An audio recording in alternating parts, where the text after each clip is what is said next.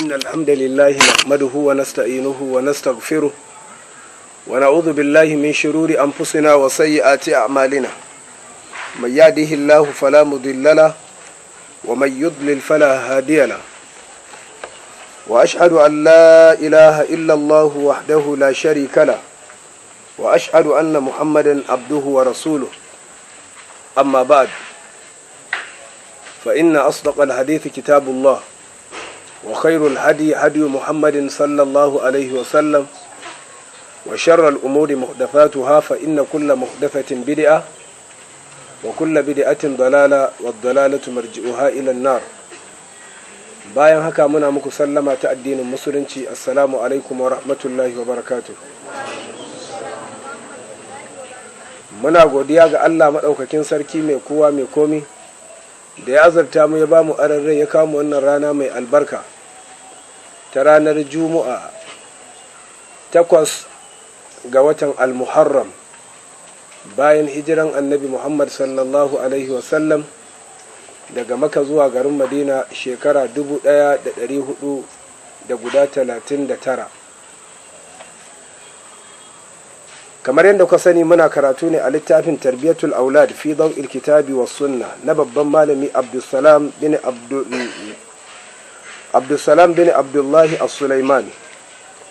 Muna karatun wannan littafi a matsayin goron sallah, kuma a jiya mun kwana ne a shafi na 20 daidai, inda malam yake rattabo mana matakalan da matuƙan mutum ya bi su to da ikon Allah yaron shi zai taso mai cika da tarbiyya, ya zamo son kowa ƙin wanda ya rasa. Jiya mun karanta sunna ta at-tahnik,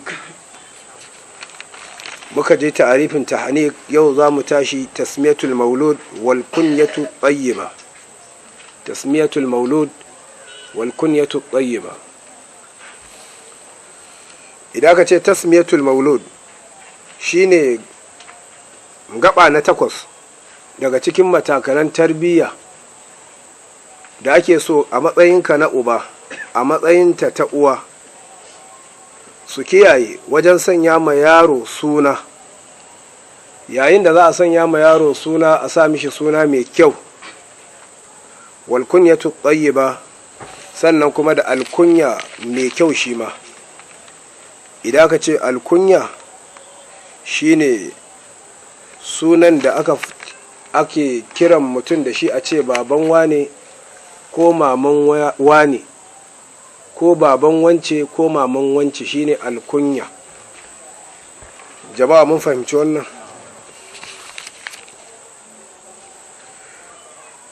Malam Ahmad Mustapha Faisal mai littafin tarbiyatul aulad fi daw'il kitabi was sunna ya faɗa a cikin littafinsa, ya ce wa yajibu ayya tammal murabbi inda tasmiyatul walad, yana wajaba mai tarbiyya uba ya lura yayin da zai sanya wa ɗanshi suna, ya lura ya duba ya gani wani irin suna ne zai sanya ma ɗanshi. Bi ayyu sammihi bismin hasanin, a matsayinka na uba ana so ka sanya wa ɗanka suna mai kyau. Wa bima yustahabbu min al-asma, ka duba ka tantance daga cikin sunayen da shari'a yake so a sanya ma yaro, sai ka sanya ma yaronka. Wa ayyan taqiya lahu min al-asma'i ahsanaha, sannan kai a matsayinka na mai bada tarbiyya ana so ka darje daga cikin sunaye mafi kyawun suna shine zaka sanya ma ɗanka. Wa ajmalaha, wanda yafi kyawu.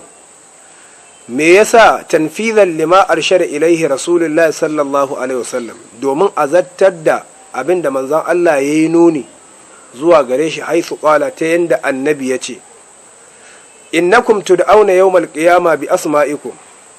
Annabi yace lallai ku sani ku za a kiraye ku idan an tashi yinin kiyama da sunayenku. Duk irin sunanka, yanayin sunanka haka za a kiraye ka da shi, a baka littafinka.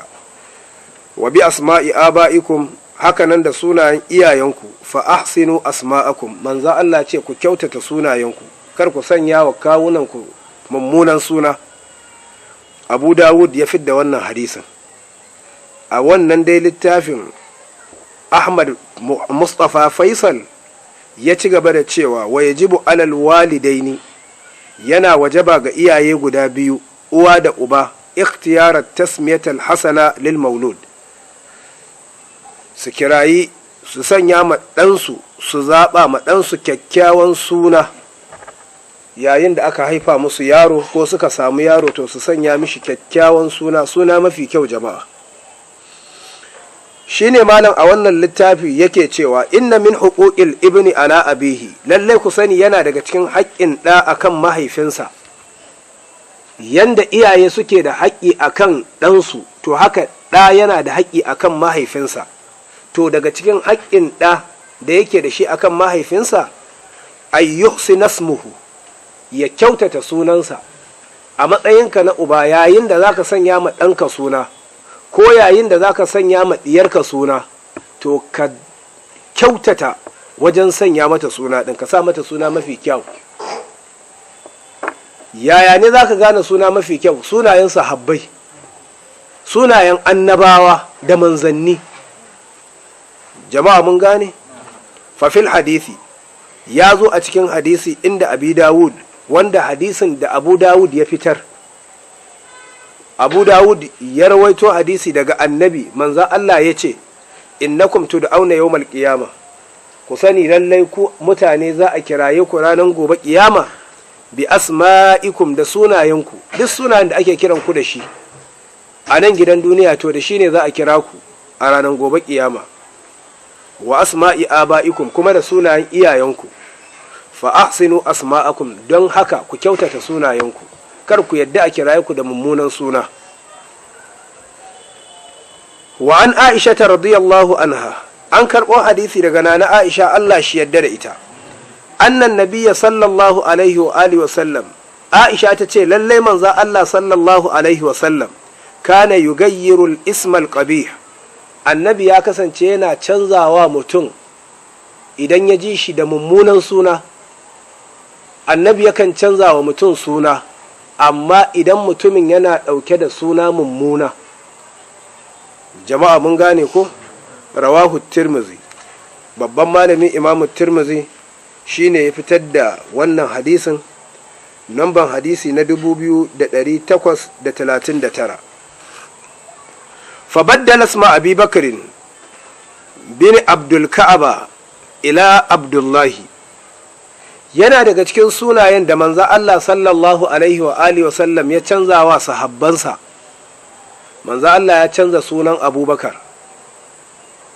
A lokacin jahiliya sunan Abubakar shine Abdul Ka'aba, haka ake ce mishi. Abubakar Siddiq, sahabin manzan Allah wanda Allah maɗaukin sarki ya ce thaniya thnaini idh huma fil gari, wanda manzan Allah ya ce Abubakarin fil janna. To shi Abubakar din nan a lokacin jahiliya sunan shi Abdul Ka'aba ne. Jama'a mun gane?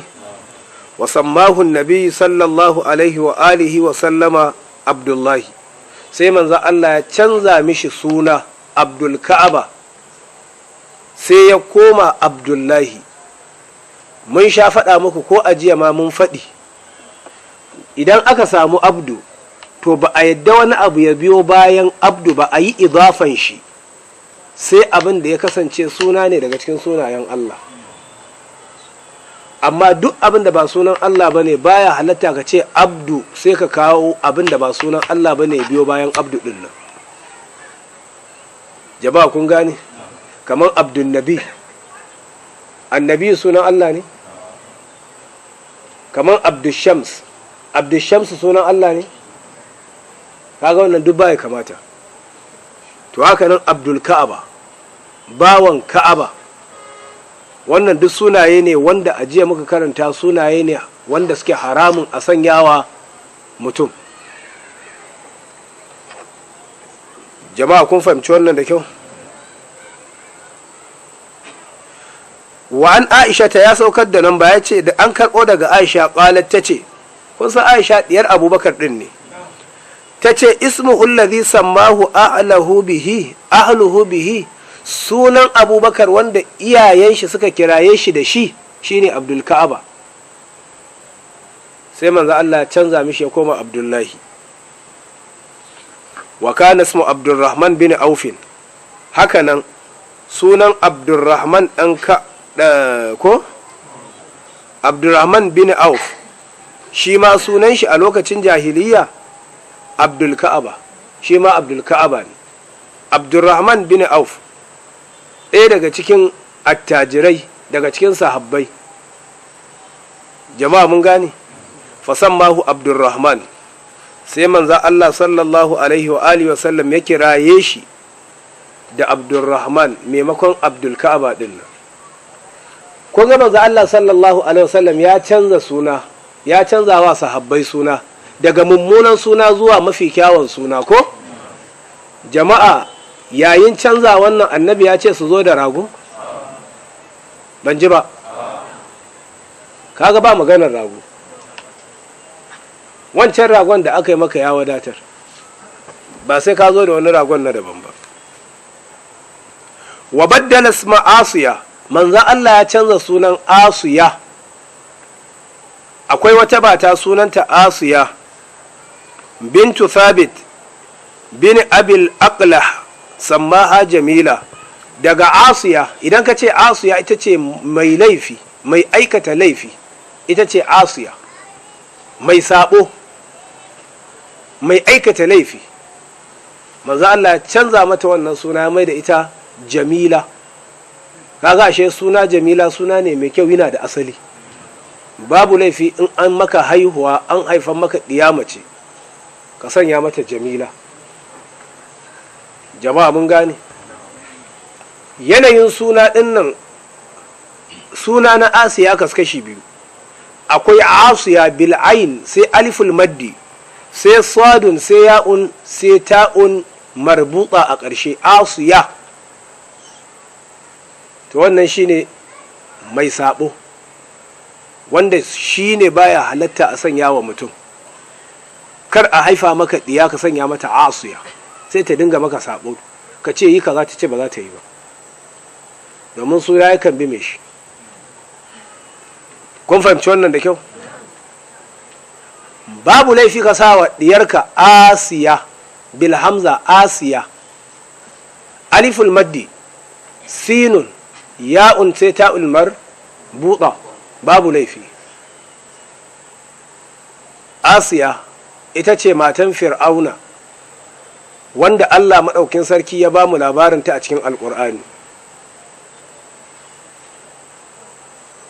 a cikin suratul tahrim. me Allah ya ce gaba da ita?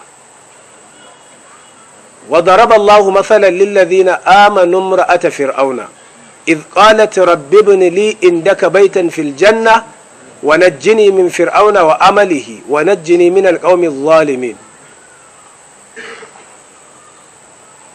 wanda asiya kai matan fir'auna sunanta ya bayyana a cikin hadisi, saboda haka ita ba bisadun bane kuma ba ainun bane, hamza ne sai sinun. to manzo Allah ya canza ma wannan mata sunanta asiya, ya mayar da ita suna mai jamila. kaga manzo Allah bai ce ta kawo me ba, rago ba. wa qala alaihi salatu wassalam, manzon tsira annabi Muhammad sallallahu alaihi wasallama ya ce inna ahabba asma'ikum ila Allah, kun ga mafi soyuwan sunayenku a wurin Allah, sunayen da Allah madaukin sarki yafi so yafi kauna, Abdullahi wa Abdurrahman. shine Abdullah, shine Abdurrahman.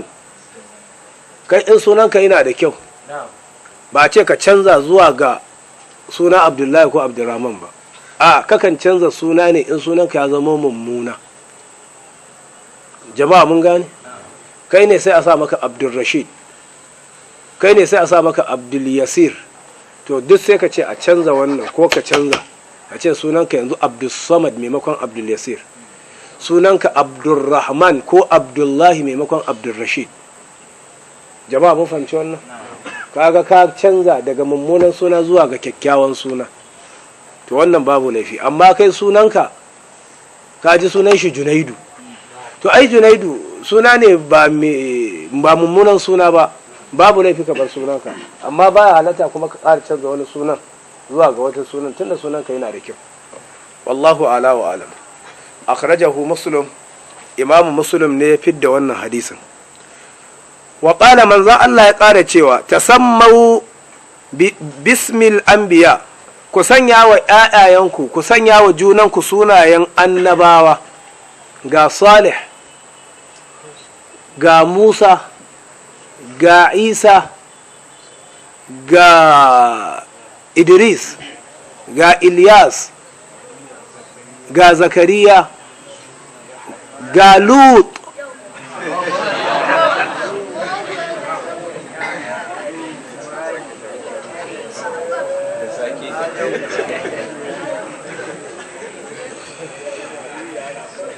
jama'a mun gane wannan. Wa habbal asma ila Allah, manzo Allah ya ce mafi soyuwan suna zuwa ga Allah Abdullahi wa Abdurrahman, shine Abdullahi a ce maka bawan Allah. A cikin sunaye da manzo Allah yake so ya fi son Abdullahi. Wa Abdurrahman a ce maka bawan mai rahama, a gani. Wa asdaquha, mafi gaskiyan suna shine Harith wa Hammam. Wa aqbahuha, mafi munin suna daga cikin sunaye mafi muni Harbun wa Murra. A ce wa sunanka, ka ce Harbun, sunanka yaƙi. Me ya sunanka? Sunanka ɗaci. Ɗaci sannu, shine Murra, baya halatta. Jama'a mun gane wannan. Suna ne mafi muni a cikin sunaye da ake sanya wa mutane, Harb da Murra. Warawa Sa'id bin al-Musayyib, Sa'id dan Musayyib yace an abihi, daga baban shi Musayyib kenan ko. Asalin hadisin nan shi Sa'id bin Musayyib shi ke bada labari, yace kana li Sa'id bin hadisin yanda yazo, yace kana li Sa'id bin al-Musayyib jaddun, shi Sa'id bin Musayyib akhirul mutaqaddimin yana da wani kaka. Kun ji, shi Sa'id bin Musayyib yana da kaka, yuqalu lahu, ana kiran wannan kakan Hazanun, bakin ciki, shine Hazan. Duk da suna fa ba a fassarawa, amma nan ya kamata a fassara domin ku gane me yasa har manzo Allah yake so ya canza mishi daga wannan sunan zuwa ga wani sunan shi bakin ciki. Fa'atan nabiya sallallahu alaihi wa alihi wa sallama, sai shi Hazan din nan kakan Sa'id bin Musayyib ko Musayyib sai ya zo wajen manzon Allah sallallahu alaihi wa sallam, fa sa'alahu rasul, yana zuwa wurin manzon Allah shi kakan Sa'id din, sai annabi ya ce mishi masmuk, kai bawon Allah wane sunanka? Qala Hazanun. Kuna kallon wajen ko? Sai ya ce sunana Hazan, sunana bakin ciki da damuwa, shine Hazan. Faƙalan nabi sallallahu alaihi wasallam, sai manza Allah ya ce bal anta sahalun, kai ba bakin ciki ba ne, sai dai kai sahalun ne. Annabi ya sa mishi sahalu. Ai daga cikin sunaye akwai sunayen da ake sawa ma yaran mu sahal. Faƙala, sai wannan kakan ya buɗe baki ya ce, kakan Sa'id bin Musayyib, la ugayyiru usman sammanihi abi, ba zan canza sunan da ubana kiraye ni da shi ba. Kaji, qala ibn al-Musayyib, sai ibn al-Musayyib din nan, kaga Sa'idu kenan, sai ya ce fa ma zalat fina al-hazuna ba'du, tun daga nan ba mu kushe ba muna samun bakin ciki. Ai domin kakan shi ne, dangin sa ne, bakin ciki yana lullube saboda wannan suna. Allah ka shiryatar da mu. Kawai kai mai wa'azi don ka ce ayi kaza, ya ce ba zai ba, to sai me? Manzo Allah sallallahu alaihi wasallam, wani basaraki ya zo wajen shi, sai aka zo da abinci, sai ya sa hannun hagu zai ci. Annabi ce kai sa hannun dama ne. to shi a ƙauyensu ai shine shugaba shine babba, to yanzu amma yanzu sai an koya mishi cin abinci, yana ganin ai kiman shi ya faɗi. Ya ce ba zan iya sa hannun daman ba. Annabi ya ce lasta bata, wannan jumla ce du'a, ya ce kar Allah baka ikon iyawa. Tun daga nan bai ƙara daga hannun shi na dama ba, hannun ta shanye. to zuga shi manzo Allah ya ce kai Sa'adu ne, ya ce baka isa ba zan canza sunan da ubana kira yin da shi ba. manzo Allah ka faɗa ma wannan, a matsayin ka na mai da'awa sai kai hakuri. Irin waɗannan maganganu za ka dinga jin su,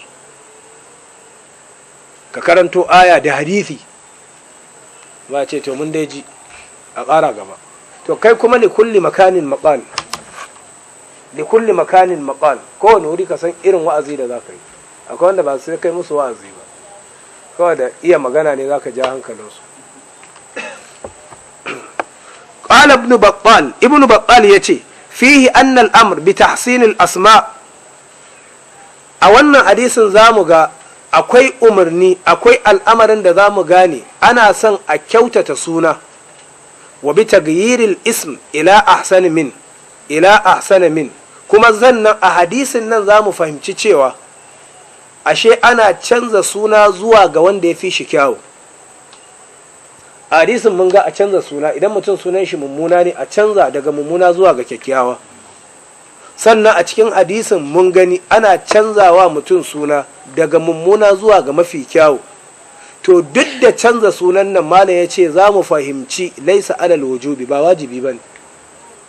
Sunanka kana da suna mummuna, to ba dole ne sai ka canza sunan nan daga wannan sunan da kake da shi mummuna ba zuwa ga kyakkyawa, ba dole ba ne. Mun fahimci haka a wannan hadisin.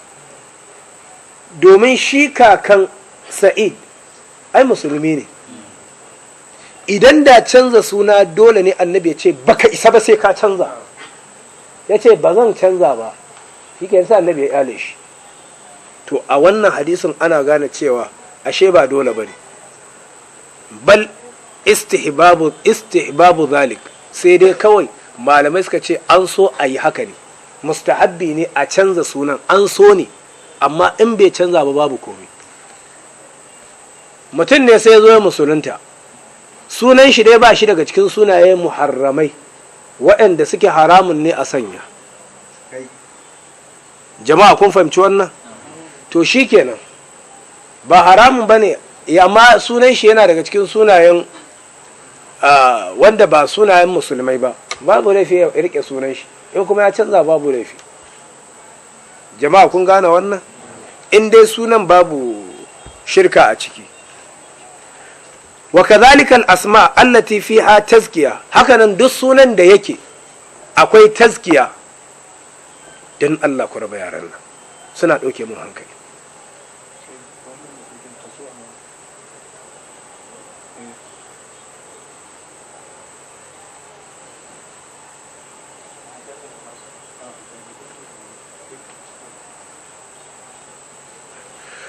Wa kadhalika al-asma allati fiha tazkiya, hakanan duk sunan da yake akwai girma, akwai neman ɗaukaka a cikinsa, ana canza shi. Dalili akan wannan, an abi hurairata radiyallahu anna zainab kana ismuha barra. Zainabu sunanta barra ne asali, matan annabi ko? Faqila tuzakki nafsaha, sai ana cewa tana tsarkake kanta ne, tana girmama kanta ne. Fasamma ha rasulullahi sallallahu alaihi wasallam Zainab, sai annabi ya kira ta da Zainab, da sunanta barra ce, kubutacciya. Sai aka ce ai wannan suna akwai tsarkakan kai, ita ba ta laifi kenan, ita kubutacciya ne daga barin laifi, ita kubutacciya ce daga dukkan wani aibi. Sai ake cewa ta tsarkake kanta. Sai manzon Allah sallallahu alaihi wasallam ya canza mata wannan sunan barra, ya koma Zainab. Kaga wannan sunan babu saban Allah ciki, amma akwai tazkiyatun nafsi.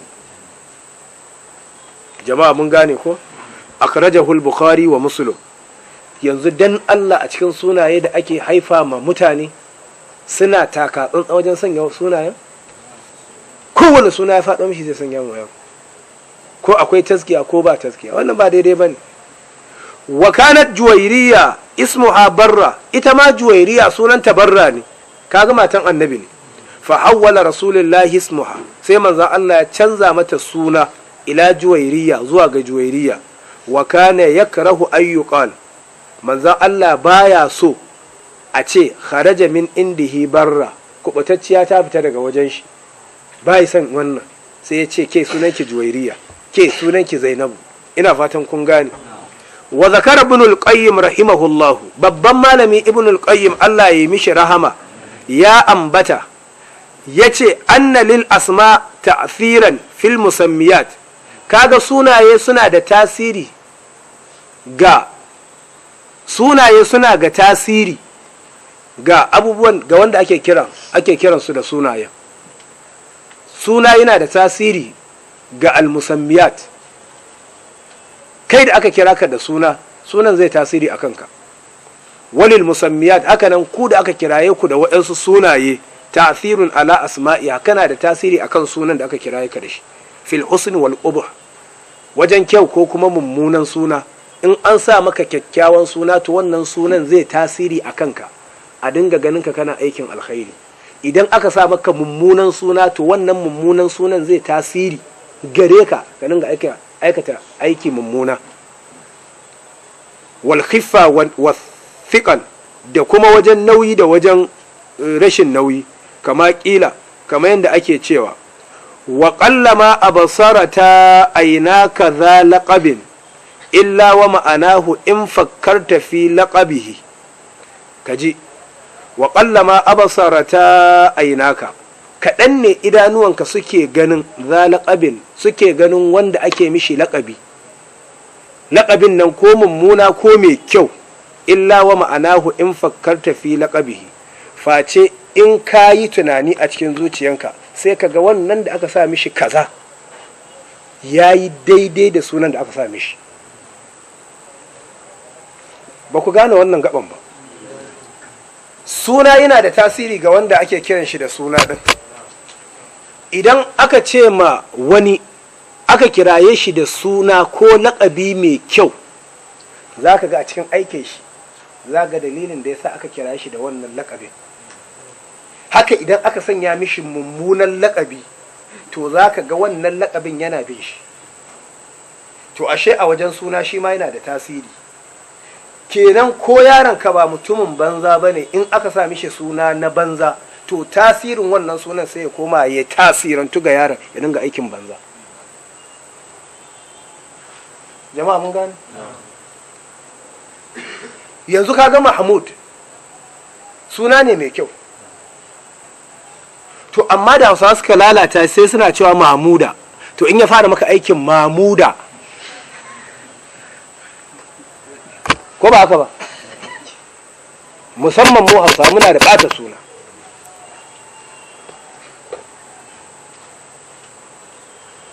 Allah ka shiryatar da mu. Wa kana Iyas bin Muawiya, Iyas dan Muawiya rahimahullahu, Allah ya mishi rahama, wa gairihi da waninsa, yara shakhs, shi wannan Iyas dan Muawiya yana ganin mutum, fa ya ƙulu, yana ganin mutum in ya haɗa ido da mutum, shi Iyas ɗin nan, to sai a cikin zuciyar shi sai ya ce, kai, mu'amalan wani ko yanayin wani ya kamata a ce sunan shi kaza ne. Yana faɗi ne a cikin zuciyarsa, yambagi ayyaku nasmuhu kaita wa kait, ya kamata a ce sunan wani kaza ne da kaza.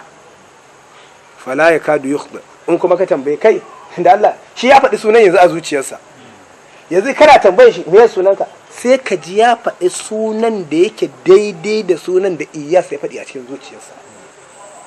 Wallahi ina da wannan. Ko ranar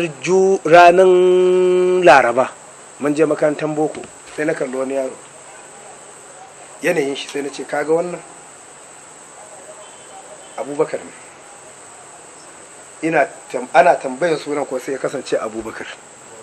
Aka bar wannan can, bayan an fita break sai na ga wani, sai na ce wannan ya kamata a ce Iliyasu ne. Ana tambayan shi kuma Iliyasu ne. Saboda haka a ɗaiɗaikun mutane akwai mai wannan. Idan ka ga mutum yanayin yanda yake sai ka ce kam wannan ya kamata a ce kaza ne, kuma kana tambayi sai ka ji sunan kaza ne. karama ne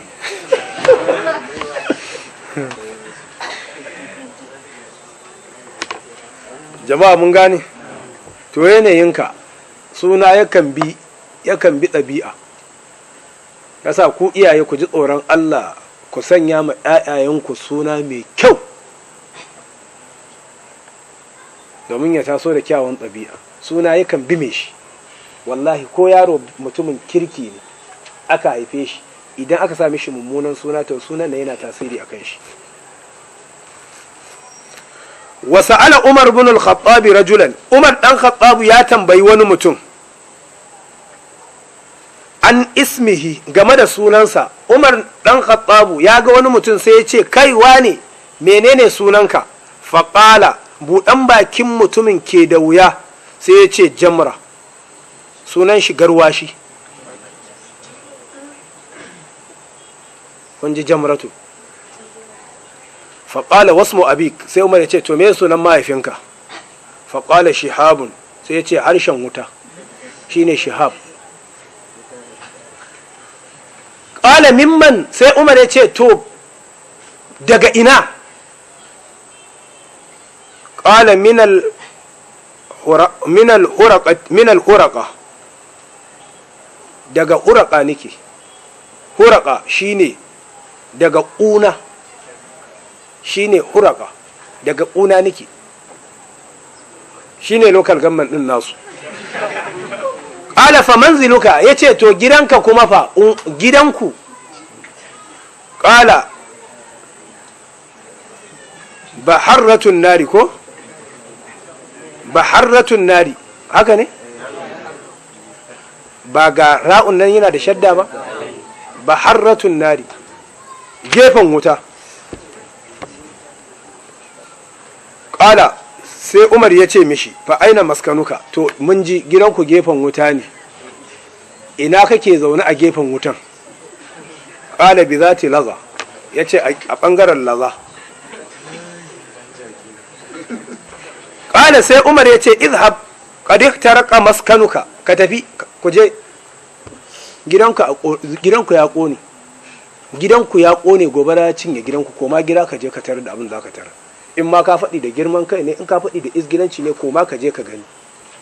Fa zahaba, wannan mutumin sai ya tafi ya je gidansu domin ya ga yaya gidan nashi yake, shin kamar yadda Umar ya faɗi haka ne? Fa wajada al-amru kadhalik, sai ya samu al'amarin haka. Ya taɓi waliyan Allah, ya je tarar da gidan gobara ta cinye. In ma da gaske ne, in ma ba da gaske ba ne, oho dai, tun da shi ya tabbatar da shi gidansu ‘yan wuta ne, to ya je ya tarar da gidan wutan kuma ta cinye gidan, kuma ya je ya tarar da gidan wuta ta cinye.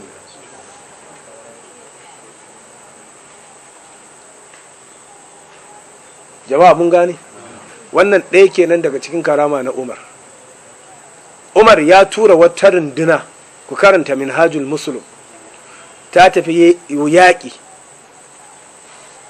yaƙi wannan rundunar. Ranar Juma'a Umar yana huɗuba, kawai sai Allah maɗaukin sarki ya kawo mishi bidiyon wannan inda ake fafata yaƙin. Shi gashi akan mimbari a garin Madina, amma Umar yana kan mimbari yana ganin abin da ke aukuwa. Yana cikin innal hamdalillah isma'u wa'u, yana wa mutane huɗuba, sai kawai sai aka jera sariya aljabal, sariyatul jabal, yana umartan kwamandan wannan yaƙin na musulmai, jagoran nasu, yana bashi umarnin ya hau kan dutse ne. Aka ji kawai ya daina hudu ba, yana umartan sariya ya hau dutse. Shi sunan kwamanda ɗin shine sariya, sariyatul jabal, sariya ka hau dutse, ku hau dutse ne. Bayan da sariya ya dawo, sai sahabbai suka ce da shi, muna tare da Umar ranar Juma'a yana mana hudu ba, sai muka je yana baka umarni, shin ka ji sautin Umar? Ya ce na ji, kuma muka hau dutse muka samu nasara.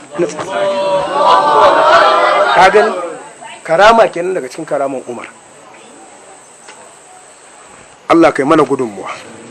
Kama abbaran nabi sallallahu alaihi wa alihi wa sallam an ismi Suhail ila Sahula, kamar yadda manzo Allah ya fassara sunan Suhail zuwa ga Sahula,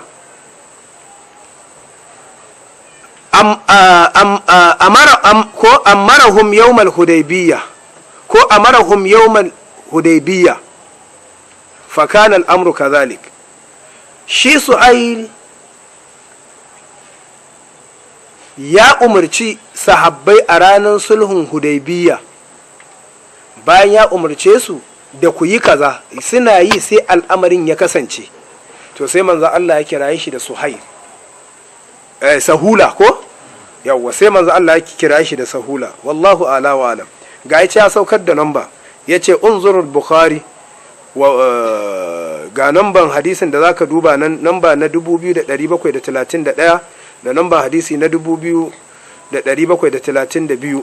wa fi annahu lamma jaa Suhail bin amru, yayin da Suhail ya zo ranar sulhun hudaybiyya,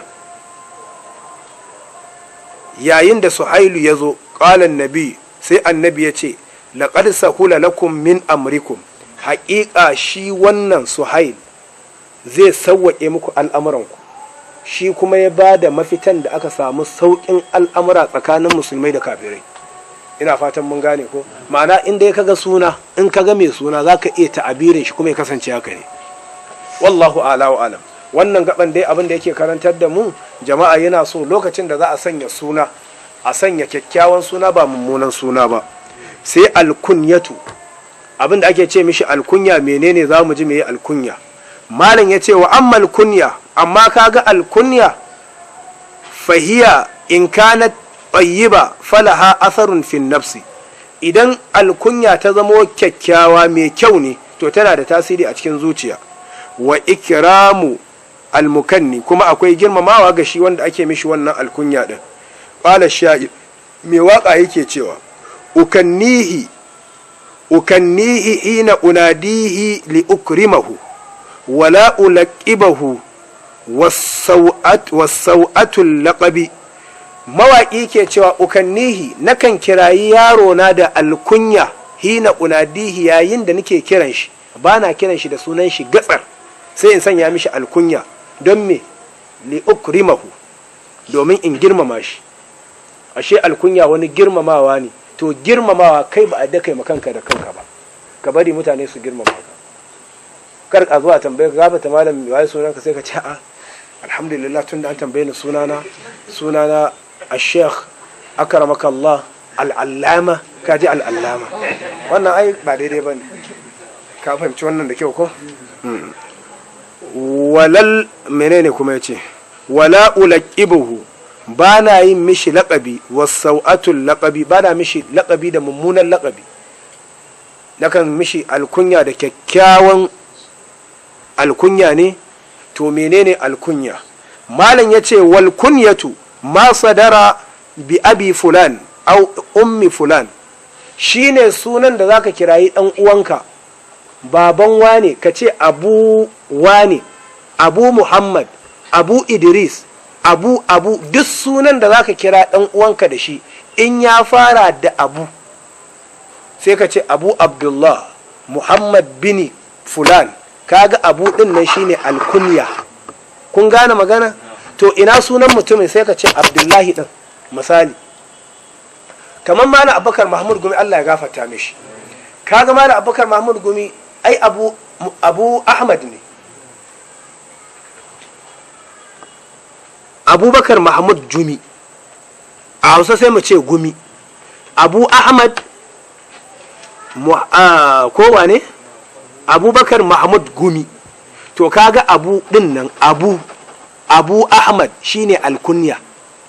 Duk lokacin da zaka kirayi dan uwanka, amma kafin ka kirayi sai ka ce baban wani, to wannan baban wani da ka ce shine alkunya, shine abin da ake ce mishi alkunyatu. Dan Allah ba ku san alkunya ba? Kun gane alkunya ko ba ku gane ba?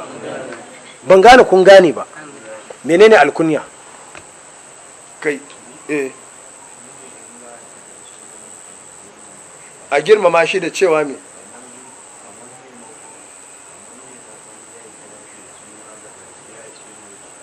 Baban wani. To ana ce mishi baban wani ko yana da wanan nan ko ba yi da shi. Jama'a mun gane? Kai yanzu ka tsaya kana ta buɗe hanci, gashi kai baka yi aure ba, ballantana ka haihu. To shin ya halatta a ce maka baban wani? ya halatta a ce maka ya halatta, ya halatta, domin babban malami ibnu taimiyya Allah ya gafarta mishi, ai shi ma ibnu taimiyya me alkunyansa abul abbas, kuma bai da abbasu, abul abbas bai da abbas. kuma ga aisha can matan manzo Allah sallallahu alaihi wasallam zamanin annabi ai bata haihu ba, kuma gida annabi take, tana da alkunya, me ake ce mata? ummu abdullah, ba taɓa haihuwa ba. To ashe babu laifi a iya sa maka kai da kake ta zuru mage, a iya sa maka a ce maka baban wani, babu laifi. Ke ma da baki taɓa haihuwa ba ko ma baki auren ba, babu laifi ustazu ya zo ya kai ki kwana ya gabatar da kansa ya ce mu in Allah maɗaukin sarki ya sa mun yi aure, Allah ya ƙaddar aure tsakaninmu, to idan mun samu ɗa, in namiji ne to sunan shi Muhammad, in kuma yarinya ce muka samu za mu sa mata Sumayya. To ita in ta gane sai daga nan sai ta ce maka Abu Muhammad, kai kuma kana washe washe ke sunan wani washe. Ina fatan ka gane, kai kuma sai ka ce mata Ummu Sumayya ko Ummu Muhammad. Ina fatan mun gane, amma ka ɗauki littafinka duk ka bi da suna a littafinka Abu Muhammad ko Abu Idris ko Abu Atika, wannan duk baya halatta, duk baya halatta. Gafata, ka bari mutane su kiraye ka, kar ka girmama kanka. Kaga Aisha matan manzo Allah sallallahu alaihi wasallam bata yadda ta sanya ma kanta alkunya ba, sai da ta je wajen manzon Allah ta ce ya ma'aikin Allah, duk cikin matayenka suna da alkunyansu, ni kuma fa? Daga nan ne sai kiraye ta da Ummu Abdullah. Jama'a mun gane wannan ana yin ma namiji, ana yin ma mace. Wal laqabu, amma idan aka ce laƙabi akwai bambanci tsakanin alkunyatu wal laqabu. Laƙabi shine muke ce mishi laƙabi da Hausa. In ka ce alkunyatu shine alkunya. Alkunya yanda ake bambance shi tsakanin shi da laƙabi, alkunya akan ce baban, sai a faɗi sunan. Kun gane magana? Yanzu Albani namu wanda ya rasu, Allah ya gafarta mishi, malaminmu Abu Abdurrahman ne. Yanzu Abu Abdurrahman Muhammad Awwal ko? To yanzu Abu Abdurrahman ina alkunyansa? Abu Abdurrahman shine alkunya. Me asalin sunan shi? Shikenan. Dan Allah kuna fahimta? To shi kuma laƙabi ya yake? Malam ya ce wal laqabu ma yuf'amu minhu wasfun muayyan, shine abin da ake fahimta na wani siffa sananne wanda mutum yake da shi. Sai a ce wane dogo, a kira a ce ba balle dogo, kaga dogo din nan laƙabi ne.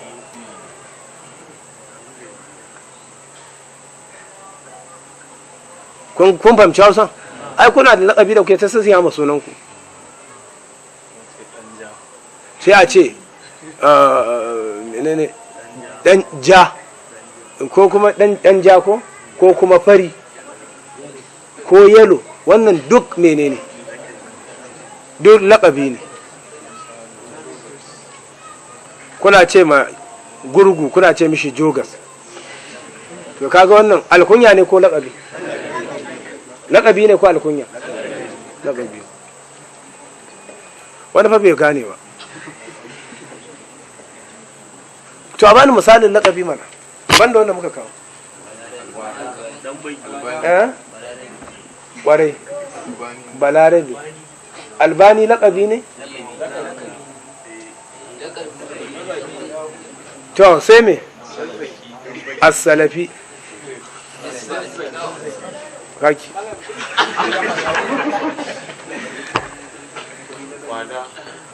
Ƙwarai. Ta ce wane wannan baƙin, to kaga baƙi laƙabi ne. an fahimci hausa wallahu ala wa ala wal akthar annahu lidhammi kuma shi mafi aksarin laƙabi yakan zo ne da zargi.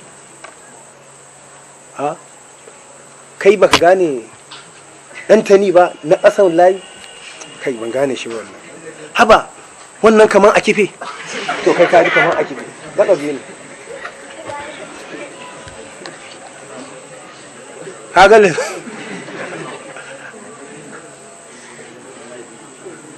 wali za falkunyatu karama to da haka ne kaga shi alkunya karama ne girma ne hatta lissagir har ko har da karamin yaro hatta lissagir har da karamin yaro akan yi ƙananan yara alkunya ba dole sai babba ba karamin yaro ma akan mishi alkunya gabata masa ba shi kaga yau ta zurai sun samu shiga tun da karamin yaro kaga shi karatu zai ma ba aure ba to amma ƙananun yara akan musu alkunya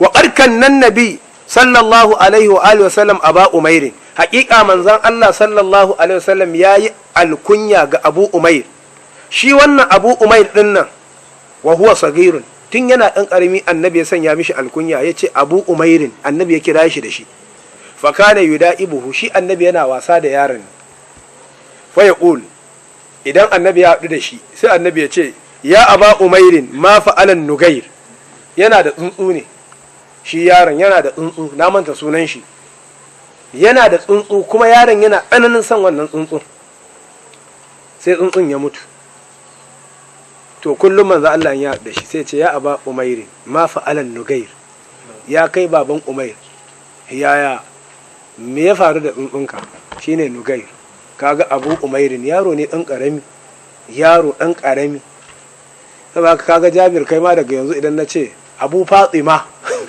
to kai ne ko ba haka ba kaga an mishi alkunya na Allah ku dinga girmama junanku ɗaliban ilimi ya kamata kar mu bar wannan abin nan din ya mutu wa qala umar ibn al-khattabi Umar ɗan Khattab ɗaya ne cikin sahabban manza Allah sallallahu alaihi wa alihi wa sallam kuma manya daga cikin sahabban annabi. Annabi ya ce ajjilu bi kunyi auladikum. Umar ɗan Khattab ya ce ajjilu bi kunyi auladikum ku yi gaugawa wajen sanya mu ƴaƴayanku alkunya. Ku yi sauri ku sanya mu ƴaƴayanku alkunya kuna ganin sun fara tasowa ku sanya musu alkunya. Hatta la yasra ilaihimul alqabus su har kar mutane su dinga sanya musu mummunan lakabi in ya wuce a ce dan duwala to shikenan kai ka sa mishi shikenan ba wani abin da kake jira jama'a mun fahimci wannan kaji gaba na gaba jama'a al'aqiqa wanda kan shi ne zamu tsaya abinda muka karanta ne daidai Allah shi ba mu lada na kuskure kuma Allah shi yafe mana idan akwai tambaya ko ƙarin bayani ko a iya yi idan ba shi shikenan sai mu yi addu'a mu tashi na'am idan aka sa mutum lakabi ko aka sa mashi alkunya misali a ce Abu Julaibib to yanzu ka ga baka gane alkunya ba gane lakabi ba wannan alkunya ne ko lakabi Abu Julaibib kai Abu Julaibib alkunya ne ko lakabi ne alkunya ne ƙwarai kuwa saboda ya fara da abu na'am to idan aka sa mutum irin wannan to sai in yana jin tarihin shi Julaibib din to wani zai irin bata rai haka bai so ana ce mishi Abu Julaibib ina kula da malamai sun ce ko ne shi bai da kyau da sauransu ko shi wannan shi ke bakanta mishi ko a ce mishi kaka to shi bayi son Julaibib to shikenan ai kai dama zaka kiraye shi ne da abin da yake so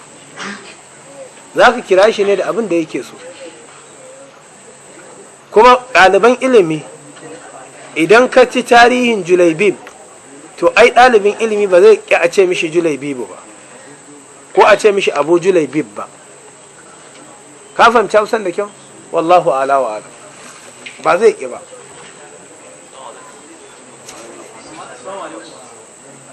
na mu je kai ba shi ne muka ce ba kai ba za ka iya sa ma kanka laƙabi ba alkunya ne ba ka iya sa ba ok laƙabi sai ka sanya ma kanka mafi aksari fa an ce maka laƙabin nan mafi aksarin shi zargi ne sai a ce mai dogon hannu a to kai ka ƙari ke ai ka zargi ne ana cewa wani ai kan mai dogon hannun nan kenan mutum zai iya sanya ma kan shi laƙabi tambaya yake wallahu ala wa alam na'am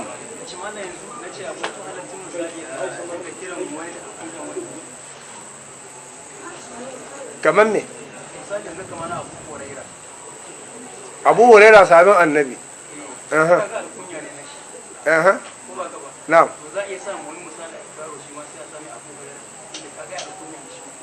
ok maimakon a sa mishi suna asalin sunan shi sai a sa mishi Allahu akbar kaga manni ina da ummu sulaim amma ai kaga alkunya ce amma sunanta rumai sa'u ne ko gumai sa to amma an ka dade kana rumai sa'u ko kallon ka ba ta yi ba kuma ni ba haka na sa mata ba na sanya mata alkunya ne ka gane ina sanya mata ummu sulaim ni a matsayin suna na sa ba a matsayin alkunya ba to amma dai sunan shi dai abin da na sa alkunya to amma ya kamata a samu suna domin ya kamata a samu suna sannan a samu alkunya ko ba gaskiya ba domin duk wanda yake da alkunya za ka same shi kuma yana da wani suna na daban to wannan mulahaza ne kai insha Allah za mu duba mu gani wa alaikum assalam Rashid me shiryatarwa to Allah bai ba a sanya wa Allah suna da kake ganin ya kamata a sa mishi Allah shi ke sanya ma kanshi suna ko manzansa ya sanya mishi suna to tun da Allah bai kirayi kanshi da Rashid ba kai kuma kada kai kuskura ka yi gidi ka kirayi Allah da wannan sunan da bai kira kanshi da shi Allahu ala wa mun karanta a cikin lum'atul itiqad anan ma na'am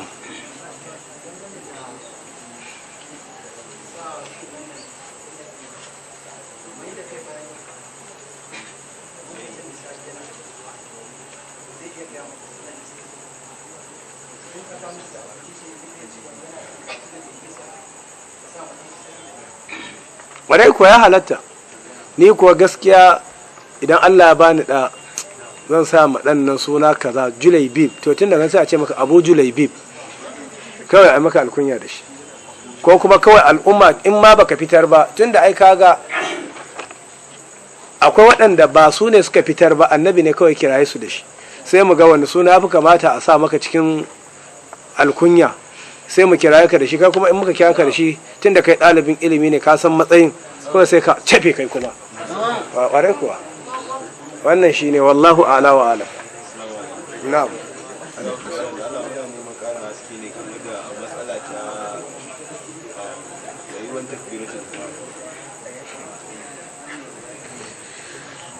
to ni na so na zo da littafi ne akan wannan matsala din na so a ce na zo da littafi ne to littafin yau na tsaya na duba shi tun da safe sai na ga ashe yana daga cikin littattafai da na ba da aro na ba da aron littafin tun kafin sallah abin da har yanzu ba a damun da shi ba kuma na kirayi namban wayan wanda zai damun da shi bai damun da shi ba insha Allah dai zan ina wannan mas'alan tana na a gabana zan duba in Allah yadda sai wa ne to jama'a a gurguje a takaice lura da lokaci gobe in Allah maɗaukin sarki ya yadda shine 9 ga watan al-muharram ranan tasu'a kenan ya ku yan uwa kar a manta da azumi gobe azumi yana da falala azumin tasu'a da ashura suna da falala saboda haka ya ku yan uwa kar ku manta ku kira yan uwanku na nesa da na kusa a tunatar da su wannan azumin addalu alal khairi kafa'ilihi sannan abu na gaba akwai yan uwa waɗanda ba su da lafiya wanda muke gudanar da karatu a nan tare da su akwai malam ibrahim bayi da lafiya ake faɗa min muna roƙon Allah ya bashi lafiya ka gane yau ba zan samu damar zuwa ba, ina da taro ne, ko mu bari sai, ko kuma ku je, ko mu bari sai wani lokaci. insha Allah ranar Laraba za mu je mu kai mishi ziyara. Muna roƙon Allah ya ba shi lafiya, ba shi kaɗai ba da duk waɗanda ba su lafiya cikin musulmai. Allah ka ba su lafiya, mu da muke lafiya Allah ƙara mana lafiya. Akwai babban malaminmu malam Sheikh Isa Lauya wanda muka rasa shi a yau. Muna roƙon Allah gafarta mishi. Idan mutuwar mu ta zo Allah ka sa mu cika da imani. Wallahi ku dage ku ta ɗiban ilimi a wurin malumma. Malumma suna raguwa, malumma suna ƙarewa, malumma suna tafiya. Yana daga cikin alamomin tashin alkiyama. Annabi ya ce za a ɗauke ilimi, ba wai za a tafiyar da ilimi ba ne, mutane suna kallon shi yanayi mishi su adabu sai a'a, za a ɗauke ilimi ne ta hanyar ɗauke malumma, sai a bar jahilai a ta ba da fatawa da molanka. To ka duba yau matasan da suke zuwa makaranta suke da ko wanda ba su zuwa makaranta, wanda ba su zuwa makaranta su suka fi yawa. Kaga mutum bai san komi ba amma kuma yana nan yana ta ba da fatawa akan abin da ya shafi addini. Ya kamata mu kan karatun ta natsu, mu ɗiba abin da ya kamata mu ɗiba wurin malumman nan, wallahi mu ci moriyar lokacinmu. Ina faɗa muku akwai waɗanda ba mu tare da su a yanzu saboda sun yi nisa, sukan so na ba su wani lokaci kawai mu dinga karatu ta waya, wallahi ban da lokaci. Sai yanzu ke gane ashe matsawan da ake a tsaya a yi karatu ƙauna ne. In ka wuce wannan lokacin kafin ka shiga sistem ɗin aure, akwai waɗanda sun yi aure ɗalibai ne jajirtattu, kafin su yi aure su ne na gaba-gaba, tun da suka yi aure kuma ga halin rayuwa wallah ba su iya zuwa su yi karatu, ba su iya zuwa. Ka ci moriyar lokacinka yanzu. Nakan faɗa muku wata kalma, ka san babi tun kafin a fara ce maka baba. Daga lokacin da ka shiga ta Allah kai mana gudunmuwa, Allah ka sa muna yi a sa'a. To subhanakallahumma wa bihamdik ashhadu an la ilaha illa anta astaghfiruka wa atubu ilayk.